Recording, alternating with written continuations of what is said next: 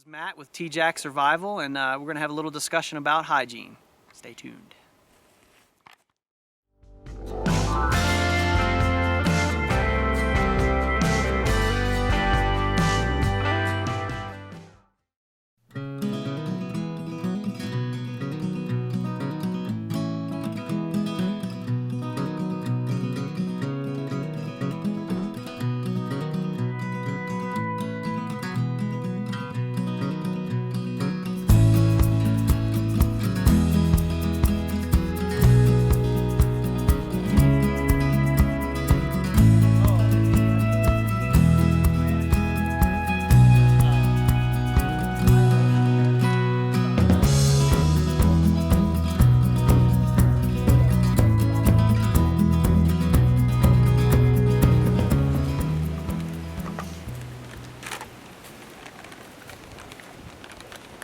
All right, young Furch. Yeah. Not old Furch anymore. That's right. Where are we going? What are we doing right now? We're just gonna take a stroll. I've seen some resources back that away that I think would be handy to do some fun bushcraft stuff with. So we're gonna go back there and do a little inspection. Outstanding. Let's Yeah. do it. Just washing my face off. Hygiene is a major issue in the field. If you're gonna get sick, and I'm already sick, I came up here sick. Keep yourself clean in the field.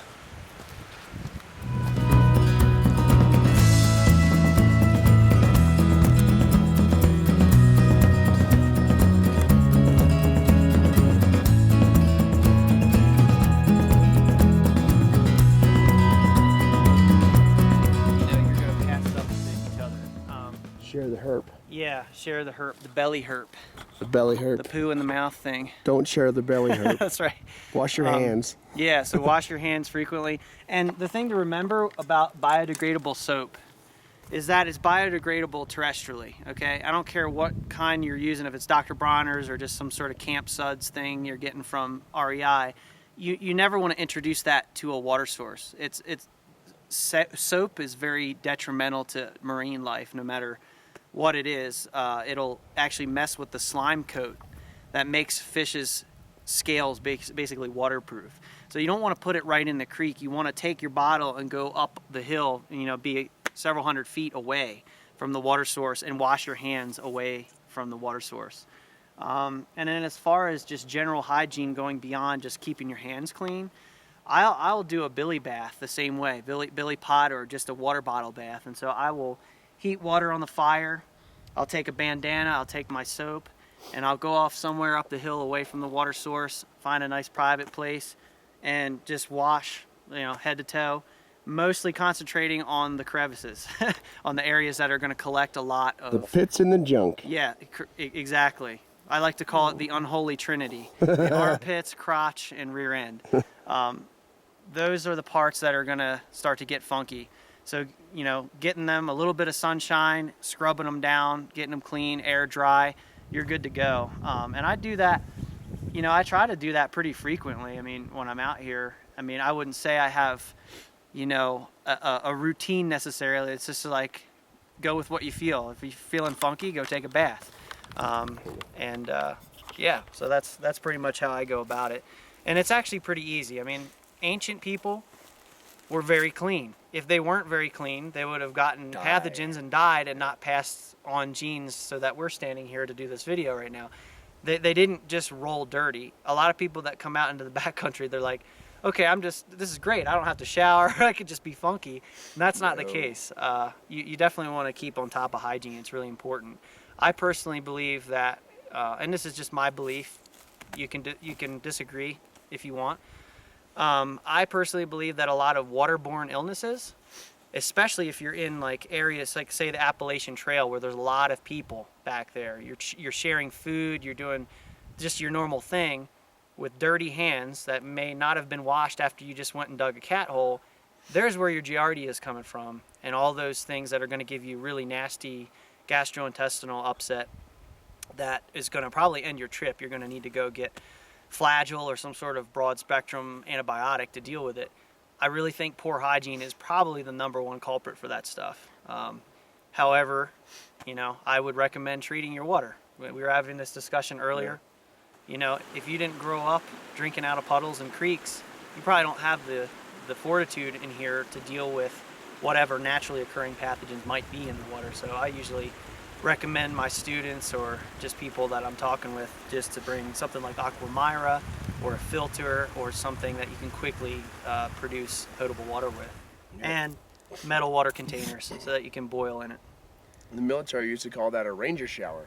Yeah, ranger bath, totally. Yeah, if you can't shower with a canteen and a rag, I would just take a washcloth and I pour it on the washcloth, soap it up, I soap myself up. That's exactly how I do clean the washcloth and then remove it. Yep. And it's only a canteen worth of water. Yeah. If you're using any more than that, you're just doing it wrong. Yeah, and that's an important thing. I mean, we're in an area where there is a fair abundance of water at this elevation, and there's even some snow left over we could melt if we wanted to. At a lower elevation where you're in the desert, you're going to have more sparse water sources, and you're not going to want to squander water. You're going to want to drink the water so that you don't die of dehydration. You're not going to worry so much about, you know, taking a bath on a really frequent basis. But there are other ways. You can actually scrub with sand. I know Braden and I were talking about smudging, so doing a smoke bath. In the desert, we have sagebrush. Sagebrush has been used traditionally for a very long time by indigenous cultures here as a smoking agent, both to cleanse physically and spiritually even. And it does work very well. And you can actually use, another use for a wool blanket or a cloth is you could just strip down, get a nice green bundle of that material, put it on some coals, and then just wrap yourself up in there and let that smoke just permeate up in your armpits, crotch, everything.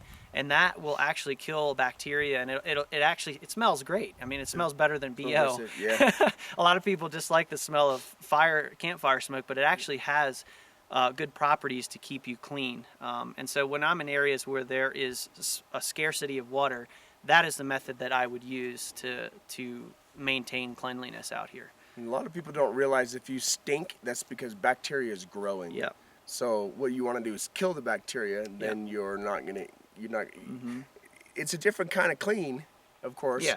But you're not going to get sick. You're not going to get funguses. You're not going to get foot rot and all that other stuff. It's clean enough. Yeah, you know. For our purposes, yeah. It's scrubbed chemically. Yeah. Well, biologically maybe. Yeah. And I mean that sagebrush can even be used just as a wipe. Like I mean I use it. It's one of my favorite toilet papers out here when I have it available. It's not, you know, we're too high for it up here, but it's soft and it's antimicrobial. I mean it's going to clean you very well. I'll even rub it in my armpits. You know, it's good stuff. It's a real man toilet paper. Yeah, that's a little. It's not omnidirectional. Yeah, that's not. Don't use this for toilet paper. No. How do you use sagebrush for toilet paper? I've never seen that or heard of it. No, it's fantastic. Just grab, you know, some sprigs, you know, about yay big around, little bundle of sprigs, and I mean we could talk a little bit about toilet paper. So natural toilet paper out here. You know, here, like he said, pine cones. Nah, it's going to be a little uncomfortable. But what I look for out here, and I don't see any in the immediate area, a lot of times these ponderosas, actually there's some right back on this tree here, those dead branches at the lower end that have no bark on them, that's important, no bark. Just a twig with no bark on it that's smooth is fantastic. It removes material really well. That and smooth stones during the spring and summer. During the spring and summer, we have lots of foliage up here, like oak is These are great. the grabbers you want to get rid of, though. Yeah. Yeah, you don't want that. they're not cool. Yeah. But the way I think about natural toilet papers is in grades. So if I was going to go dig a cat hole, I'd grab a handful of these. If it were springtime, I might get some lupin or some oak leaves. And I'd go in grades. So I'll start with the coarser material or something, you know, like a stick first, and then I'll finish with the softer material. And same in the desert. If, you know, down there you can get smooth sticks, smooth stones, but then you have sagebrush as well.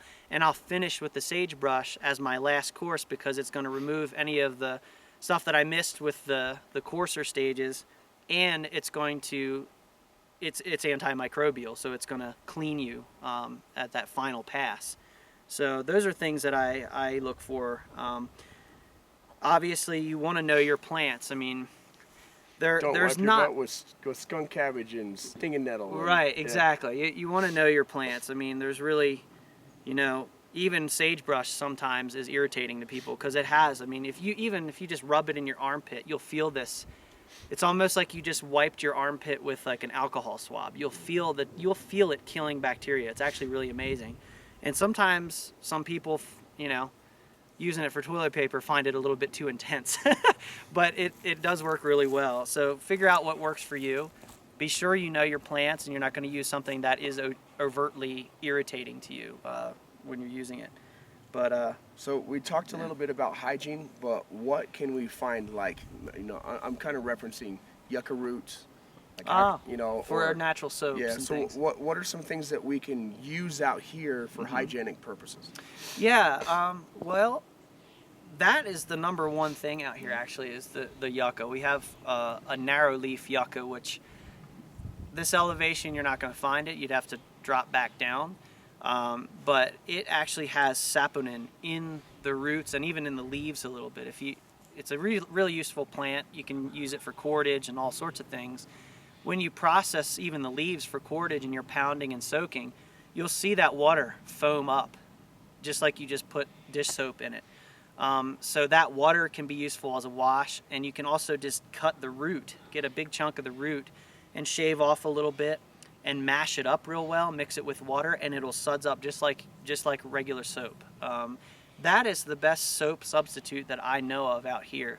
Now, as far as just mechanically removing dirt, one of my favorite things to do is just get myself wet down and use sand. Just use nice fine, we have a lot of really fine blow sand in the desert around, and you know, just get a handful of that and just scrub, and it'll take the dead skin off, it'll get the dirt off, soot off your hands. And that's also fantastic for cleaning your cutlery too. So like your pots, your water bottles, you can scrub that stuff with that as well. But yeah, Yucca is the one around here for soap for sure. Cool. So. All right, guys. Thanks to Matt for building stuff with me. Right on, man. It was fun. And if this has been valuable to you, hit the subscribe button. You got any questions? Leave them down in the comments. And thank you for watching T-Jack Survival. Sweet.